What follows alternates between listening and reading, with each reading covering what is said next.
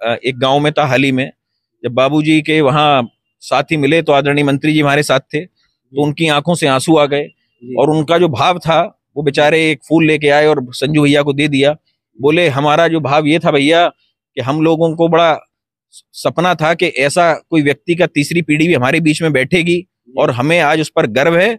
और क्योंकि जैसे बाबूजी राजनीति कर रहे थे ऐसे ही आज आदरणीय मंत्री जी भी राजनीति कर रहे हैं, इसके लिए बड़ा समाज में उनको गौरव है और उस क्षेत्र में बहुत गौरव है जिसके बाबूजी निर्णायक भूमिका रहती थी। क्योंकि जो भाव उन लोगों का था, उनको पता था कि हम आज एक ऐसे व्यक्ति को चुनाव में लड़ा रहे हैं जिसने सीधे सीधे रामलला के मंदिर का रास्ता खोला है।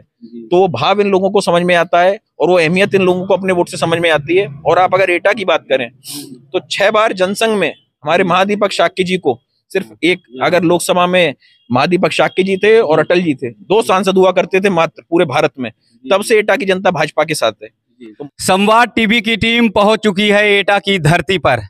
एटा वही जो बाबूजी कल्याण सिंह जी की कर्म भूमि रही, जिन्होंने राम मंदिर के लिए कुर्सी को ठुकरा दिया, कुर्सी की चिंता नहीं की।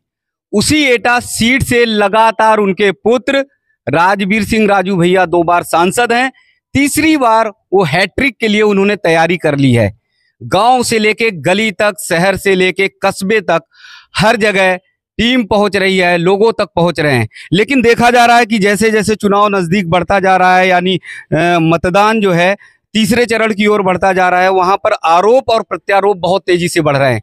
एक तरफ जहां विपक्ष हमलावर हो गया है, फेक तमाम सोशल मीडिया पर वीडियो अपलोड किए जा रहे हैं, वहीं पर आरोप और प्रत्यारोप इस तरह का लगाया जा रहा है कि भाजपा अगर आई तो लोकतंत्र खत्म हो जाएगा, भाजपा अगर आई तो संविधान समाप्त हो जाएगा। इसके बारे में कमान संभाले हुए हमारे साथ में युवा नेता प्रवीण राज सिंह जी हैं, उनसे बातचीत करते हैं कि क्या वास्तव में ये चीजें, ऐसी स्थिति पनपने वाली हैं। विपक्ष का लगातार आरोप ये है कि अगर भाजपा आई तो लोकतंत्र खत्म हो जाएगा, संविधान को समाप्त कर लिया जाएगा। देखिए, विपक्ष के पास अब कोई मुद्दा नहीं बचा। वो सीधे सीधे बाबा साहब का जो बना हुआ संविधान है, जिससे भारत, मुझे लगता है कि आज अगर भारत की जो स्थिति में लोकतंत्र की व्यवस्था में भारतीय जनता पार्टी पूर्ण बहुमत की अगर सरकार बना रही है और सबको संविधान के हिसाब से अधिकार दे रही है, वो इसी से प्रारंभ हुआ है क्योंकि हमारा संविधान इतना मजबूत है। इन लोगों ने एक अफवाह फैलाई और अफवाह सिर्फ इसलिए फैलाई क्योंकि अपने परिवार और अपनी पार्टी का इनका भला नहीं हो पा रहा, तो उस अफवाह के चाहते हैं कि लोगों में एक नाराजगी आए और नाराजगी, लेकिन लोग, मुझे लगता है वोटर बहुत संवेदनशील है और अपने राष्ट्र के प्रति और संविधान के प्रति उन्हें पता है कि उनका अच्छा बुरा किस तरफ है, किस पार्टी में है। जी, आरक्षण एक बहुत बड़ा मुद्दा हो गया है और आरक्षण को जैसे जिस तरह से बांटने की बात हो रही है कि मुस्लिमों को भी आरक्षण दिया जाएगा, उसके बारे में कर्नाटक में जैसे हुआ। देखिए, कर्नाटक में आदरणीय गृह मंत्री जी ने जो नारा दिया उसको तोड़ मरोड़ के कुछ लोगों ने उसको पेश किया। वो नारा ये नहीं था कि उनका आरक्षण खत्म होना है, किसी का समाप्त होना। आरक्षण जो गलत तरीके से मुस्लिम समाज को दे रखा था उसको खत्म करके अपने ओबीसी, एससी और एसटी भाइयों को आरक्षण मिले, ये पैरवी आदरणीय गृह मंत्री ने करी है। जी, लगातार 2 बार राजू भैया सांसद यहाँ से हैं, तीसरी बार हैट्रिक के लिए तैयारी है। कैसा लग रहा है, तैयारी कैसी लग रही है? गांव से लेके शहर तक जा रहे हैं, खेत से लेके खलियान तक आप जा रहे हैं, तो किस तरह की तैयारी? देखिए, एटा के जन जन में एक ही भाव है इस वक्त, क्योंकि ये जो कर्म भूमि आदरणीय बाबूजी की कर्म भूमि है और मैं समझता हूँ कि यहाँ सभी समाज, क्योंकि आप जब यहाँ देखेंगे तो हर एक समाज के व्यक्ति अपने आप को राजू भैया मान के चुनाव लड़ रहा है और मुझे लगता है कि एटा लगभग 4 लाख या 5 लाख की हम विजय प्राप्त करेंगे। जी, सपा पीडीए को लेकर चल रही, पिछड़ा दलित अल्पसंख्यक को लेकर, तो ऐसे में क्या उनका गठजोड़ मजबूत होगा? देखिए, सपा के सिर्फ नाम में पिछड़े वर्ग आ सकता है, दलित आ सकता है, लेकिन उनके कर्मों में ना पिछड़े हैं ना दलित हैं। आज भी उनने अपनी जब टिकटों का उनका वितरण हुआ है तो उनके टिकट में पता है कि यादव समाज में भी आज क्या स्थिति है, सारे के सारे टिकट उनके घर के हैं। जी, समाज को जोड़ना और दिखाना अलग विषय है और जमीन पर काम करना धरातल पर अलग विषय है। हमारी पार्टी ने बदायूं से आदरणीय दुर्गेश शाक्य जी को चुनाव लड़ा रही है, मैनपुरी से आदरणीय ठाकुर जयवीर सिंह जी चुनाव लड़ रहे हैं, यहाँ से आदरणीय राजू भैया चुनाव लड़ रहे हैं, अलीगढ़ से सतीश गौतम भी चुनाव लड़ रहे हैं। हमारी पार्टी में सभी समाजों का समायोजन करने के बाद ही हम लोग निर्णय लेते हैं, लेकिन वहाँ दूसरे तरीके की विचारधारा है, अपने परिवार की विचारधारा है, वो उसी पे लागू रहेंगे। जी, तो क्या लग रहा है कि इस बार भी परिवार से समाजवादी पार्टी नहीं निकल पाई? वो निकल भी नहीं पाएंगे। और लोगों ने ये ठान लिया है कि आने वाले समय जैसे कांग्रेस मुक्त प्रदेश किया है, इस बार सपा मुक्त प्रदेश भी कर देंगे। जी। विपक्ष का एक बहुत बड़ा ये आरोप है कि ईडी का तमाम जांच एजेंसियों का जो है वो हथकंडा अपनाते हैं और उससे देखिए, चोर को तो पुलिस का हमेशा डर रहेगा, जी। इसमें कोई दोहराई नहीं। जब चोरी करेगा तो हमेशा उसका डर रहेगा, साल भर बाद भी रहेगा। अगर चोरी करके आए हैं तो उसमें तो उनको हमेशा डर जब तक रहेगा जब तक वो लोग जेल में नहीं पहुंच जाएंगे। और आम जनता का जब पैसा उन्हें छीना है, अधिकार छीना है, तो जनता बड़ा ही खुश होती है जब ऐसे लोगों पर कार्रवाई होती है। तो मैं समझता हूँ ये कार्रवाई कभी रुकनी नहीं चाहिए। जो भी जनता का पैसा है जनता में दोबारा वापस आना चाहिए। राहुल गांधी कहते हैं कि नफरत की बाजार में मोहब्बत की दुकान खोलने निकले हैं। मोदी जी पर, भाजपा पे, तमाम लोगों पर आरोप लगाते हैं कि वो नफरत फैलाने का। देखिए, वो तो अब राहुल गांधी जी कुछ भी कह सकते हैं, मैं उनके बारे में टिप्पणी करूं, वो तो बहुत बड़े नेता हैं, भारत के तो नेता नहीं है। अभी चुनाव आपका जिस दिन ये खत्म हो जाएगा 4 जून को, तो हो सकता है आप उनके पासपोर्ट के संग, बैग के संग किसी एयरपोर्ट पे फोटो देख भी लेंगे जाते हुए। क्योंकि और मोदी जी का आप जब फोटो देखेंगे, भारतीय जनता पार्टी के कार्यकर्ताओं को देखेंगे, जैसे आज खड़े हैं 4 जून के बाद भी जनता के बीच में, जनता के संग खड़े हुए पाए जाएंगे। ये भारतीय जनता पार्टी के कार्यकर्ता का काम करते हैं। गंभीर आरोप और लगाते हैं कि देश में आग लग जाएगी अगर 2024 में जो है मोदी जी आए। तो राहुल गांधी का ये कहना कि देश का माहौल जो है बड़ा खतरनाक हो जाएगा। देखिए, ये वही पार्टी के लोग हैं जिन लोगों ने इमरजेंसी लगाई थी और माहौल खराब किया था। सभी जो जनसंघ के लोग थे उन लोगों को जेल में जाने की मजबूरी किया। आदरणीय बाबूजी 1 साल जेल में रहे इमरजेंसी के समय पे। उन लोगों ने वो समय देखा है, ये जानते हैं कि इनको खतरा हो चुका है, कि इनके परिवार को जनता नकार चुकी है, इनकी पार्टी को जनता नकार चुकी है। और मुझे लगता है कि जन जन की भावना सिर्फ इस वक्त मोदी और योगी के साथ है। वो समझते हैं कि इस देश का भविष्य और हमारा भविष्य सिर्फ भारतीय जनता पार्टी में सुरक्षित है। हमारे यहाँ जब भी किसी पार्टी का निर्णय होता है तो एक संगठन है, संसदीय बोर्ड है, वो तय करता है। इनके यहाँ इनके घर के लोग हैं, ड्राइंग रूम में टिकटें तय होती हैं, लेकिन अब जनता के बीच में किस मुद्दे को लेके जाएंगे, किस तरीके से जाएंगे, क्योंकि जनता में चुनाव लड़ने के बाद ये लोग कभी नहीं पाए जाते। आज भी एक मुद्दा बना दिया, पिछड़े दलितों का अगर असली सम्मान है, महिला सम्मान किया तो इस सरकार ने किया। इन लोगों पर मुद्दा विहीन सरकार इस वक्त ये है। और मुद्दा विहीन जब ये लोग हैं तो इनको पता है कि जहां भी एक शासित हैं, जो कांग्रेस शासित प्रदेश हैं, उस पर भी इन पर मुद्दा नहीं है। और मुझे लगता है कि इस बार उन प्रदेशों से भी जनता इनको नकारने वाली है। तो क्या लग रहा है, क्या यूपी से भागने की कोशिश में है रायबरेली और अमेठी? यूपी से तो भाग चुके हैं 80 से 80 इस बार। लोगों का मन है कि योगी जी और मोदी जी को देने की तैयारी है। यूपी का रास्ता सियासत केंद्र की दिल्ली तक ले जाता है, तो यूपी अगर छूट जाएगी तो क्या इनका दिल्ली भी चला जाएगा? दिल्ली तो आप ये मान के चलिए, दिल्ली तो बहुत दूर है। जब अमेठी और रायबरेली हट चुका तो दिल्ली के तो ख्वाब देखना ही बंद कर देने चाहिए। आज ये तक तय नहीं हो पा रहा कि घर में से कौन प्रत्याशी आएगा। जिसको टिकट दे रहे हैं वो टिकट लौटा ले रहे हैं। आपको सब पता है, सब स्थिति पता है।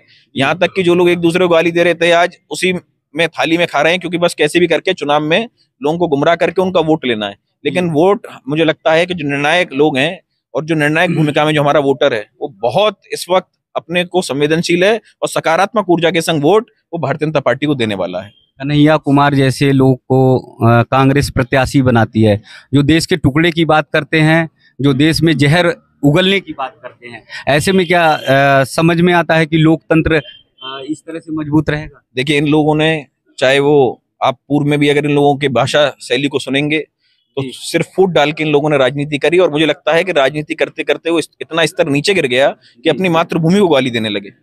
लेकिन आज हम लोग जहां खड़े हैं उससे सर्वोच्च कोई स्थान अगर हमारे पार्टी में होता है तो भारत माता का होता है, इस भारत का होता है। लेकिन इन लोगों पर, क्योंकि इनकी जो बुद्धि शैली है वो एक ही काम करती है, इस राष्ट्र को कैसे भी करके इन लोगों को तोड़ने का, अपने सामाजिक लोगों को तोड़ने का काम करना है। क्योंकि विभाजन से ही इन लोगों ने राजनीति करी है। और भाजपा की तुष्टीकरण की राजनीति नहीं है, सबको समायोजन करने की राजनीति है। और जहां तक हम लोग सबका विश्वास भी इस बार पा रहे हैं। जी, कन्हैया कुमार का एक बयान बहुत ज्यादा, जो देश के नौजवानों के लिए भी बहुत ज्यादा अखरा था। उन्होंने बताया था कश्मीर में देश के नौजवान बलात्कार करते हैं। देखिए, अब आप ही बता रहे हैं ये स्थिति। आप सोचिए कि अगर अपने सेना के ऊपर भी कोई व्यक्ति भारत का अगर इस तरीके से गंभीर आरोप लगा रहा है तो उसकी मानसिकता क्या होगी, इस देश के प्रति क्या होगी, उस सेना के प्रति क्या होगी। हमारे देश में तो अगर सेना का पराक्रम को बढ़ाने का कोई भी अगर कहीं शहीद भी हो जाता है तो मुझे लगता है गांव के 84 कोस के लोग उसके घर जाते हैं, उसका सम्मान बढ़ाते हैं, उसके परिवार को सम्मान बढ़ाते हैं। और लेकिन ये लोग आज उन्हीं लोगों को गाली दे रहे हैं जो लोग इनकी सुरक्षा में खड़े हुए हैं। तो इन लोगों की जो मानसिकता है उसका हम उससे अंदाजा लगा सकते हैं कि इन लोगों का कुछ नहीं है। इन लोगों का सिर्फ ये है कि जो भी इस देश के लिए काम कर रहा है उसको गाली देना, चाहे वो मोदी कर रहे हो, चाहे वो योगी कर रहे हो, इस देश को बढ़ाने का काम वो सेना कर रही हो, चाहे आदरणीय राजनाथ सिंह जी कर रहे हो। क्योंकि इन लोगों को ये समझ में आ चुका है कि सिर्फ और सिर्फ मुद्दा इनके पास विपक्ष को गाली देने के अलावा कुछ भी नहीं है। जी, गांव तक जा रहे हैं, कस्बों तक, खेत खलियान तक जा रहे हैं, बाबूजी से जुड़ी हुई कोई बातें लोग आपसे पूछते हैं? देखिए बाबूजी जब हम यहाँ जाते हैं चुनाव में तो कई लोग, कई बुजुर्ग, क्योंकि पूर्व में अभी एक गांव में था, हाल ही में जब बाबूजी के वहाँ साथी मिले तो आदरणीय मंत्री जी हमारे साथ थे, तो उनकी आंखों से आंसू आ गए और उनका जो भाव था वो बेचारे एक फूल लेके आए और संजू भैया को दे दिया। बोले हमारा जो भाव ये था भैया कि हम लोगों को बड़ा सपना था कि ऐसा कोई व्यक्ति का तीसरी पीढ़ी भी हमारे बीच में बैठेगी और हमें आज उस पर गर्व है। और क्योंकि जैसे बाबूजी राजनीति कर रहे थे ऐसे ही आज आदरणीय मंत्री जी भी राजनीति कर रहे हैं, इसके लिए बड़ा समाज में उनको गौरव है और उस क्षेत्र में बहुत गौरव है जिसका बाबूजी निर्णायक भूमिका रहती थी। राम मंदिर से जुड़ी हुई कोई चर्चा आती है या कोई पुराना? देखिए यहाँ मुझे लगता है जितने भी ये लोग खड़े हैं, आप ये मानिए सबको पता है कि इस धरती से, इस जगह से आदरणीय बाबूजी ने जब चुनाव लड़ा, तो बाबूजी जब चुनाव लड़ते थे तो लोग बताते हैं कि एक आधी बार निकलते थे, नहीं तो सारे लोग घर पे आके उसी दिन 3 दिन में चुनाव खत्म करके यहाँ से चले जाते थे। क्योंकि जो भाव उन लोगों का था, उनको पता था कि हम आज एक ऐसे व्यक्ति को चुनाव में लड़ा रहे हैं जिसने सीधे सीधे रामलला के मंदिर का रास्ता खोला है। तो वो भाव इन लोगों को समझ में आता है और वो अहमियत इन लोगों को अपने वोट से समझ में आती है। और आप अगर एटा की बात करें तो 6 बार जनसंघ में हमारे महादीपक शाक्य जी को सिर्फ एक, अगर लोकसभा में महादीपक शाक्य जी थे और अटल जी थे, 2 सांसद हुआ करते थे मात्र पूरे भारत में, तब से एटा की जनता भाजपा के साथ है।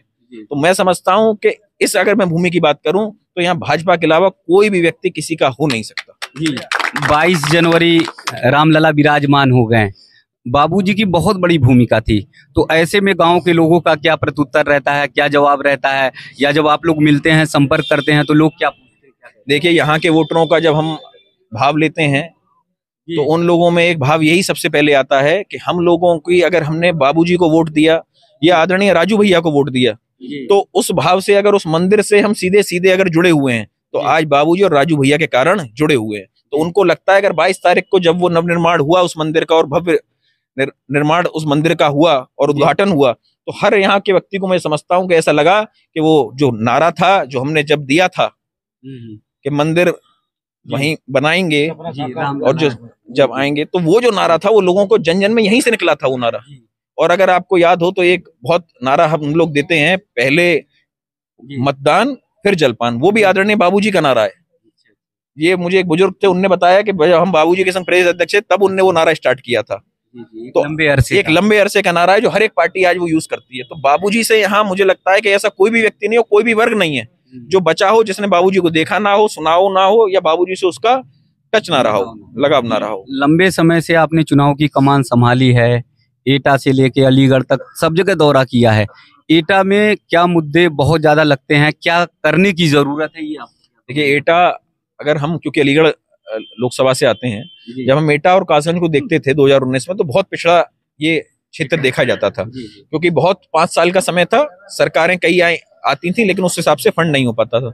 लेकिन जब हम आज एटा अगर आते हैं अलीगढ़ से, तो जो हम 2.5 घंटे में 19 में आते थे, आज वो 45 मिनट में अलीगढ़ आ जाते हैं। जब एटा की बात होती है आज की डेट में, तो अगर किसी भी व्यक्ति से पूछता हूँ, मलावन वाले प्लांट की बात करता है जो प्रदेश को सप्लाई दे रहा है बिजली की, 6 लेन हाईवे की बात करता है। अगर मैं कहूँ तो आसपास भी आप भी यहाँ रोडों को देखेंगे तो रोडों का जो जाल अभी तक 70 साल से टूटा बिखरा था, आज वो सब रोडों पर काम चल रहा है कहीं ना कहीं।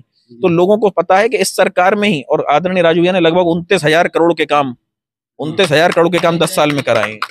ये काम कोई आम आदमी, अगर आप लाइन की बात करें तो सबसे बड़ा मुद्दा इस क्षेत्र का था रेलवे लाइन का, जो कि अभी पूर्व में चुनाव से 1 महीने पहले ही राजू भैया ने अपने जन्मदिन वाले दिन ही उसको उद्घाटन भी किया और लोगों के लिए आशीर्वाद के रूप में, क्योंकि बड़ा संघर्ष हुआ उस प्रोजेक्ट के लिए, लेकिन राजू भैया ने पूरी लड़ाई लड़ी, संघर्ष करा दिल्ली में और उसको धरातल पर भी लेके आए। तो मुझे लगता है कि एक बढ़िया नेता जब हम चुनते हैं तो उस नेता की जो जरूरत हम लोगों को जो होती है, वो राजू भैया ने सकारात्मक रूप से काम किया। तभी मुझे लगता है कि 29,000 करोड़ का काम बहुत बड़ी धनराशि होती है, अगर लिखने पे भी आएंगे तो पेजों पर आसानी से नहीं आएगी।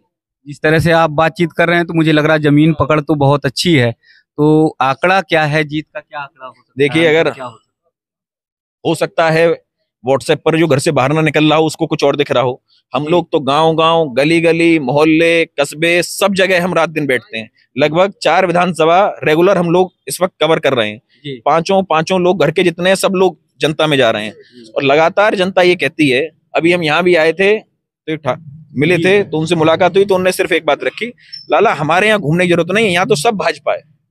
तो जन जन भाजपा को लड़ा रहा है, हम नहीं लड़ा रहे, हम तो मात्र एक व्यक्ति हैं जो बीच में चल रहे हैं। लेकिन अगर मैं पूछूंगा तो जन जन का भाव ये है कि हमको भाजपा की सरकार लानी है, क्योंकि जनता ने अपने आप की लड़ाई मान ली है इसको। तो अंतर कितना लगता है जीत का, कितना? 5 लाख से एटा लोकसभा हम जीतने वाले हैं। एटा लोकसभा 5 लाख पार। जी, तो ये आप प्रवीण राज सिंह जी को सुन रहे थे, जिन्होंने बताया कि खेत से लेके खलियान तक जहां भी जा रहे हैं बाबूजी की बहुत सारी किस्से, बाबूजी के बहुत सारे यादें।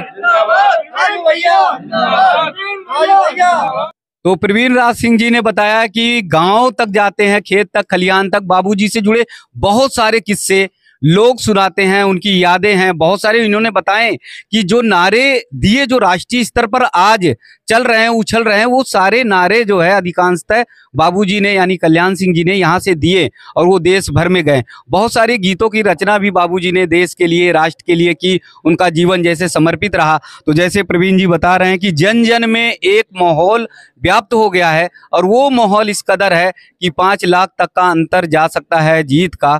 तो इस हिसाब से ये साफ तौर पर ये समझ में आ रहा कि एटा इस बार हैट्रिक लगाने की पूरी तरह से तैयारी है। संवाद टीवी की ये टीम आगे बढ़ेगी और एटा के उन तमाम लोगों से भी जानकारी करेंगे, उनसे भी बातचीत करेंगे कि उनके मन में क्या है, किस तरह से बाबूजी को वो चाहते हैं, मानते हैं।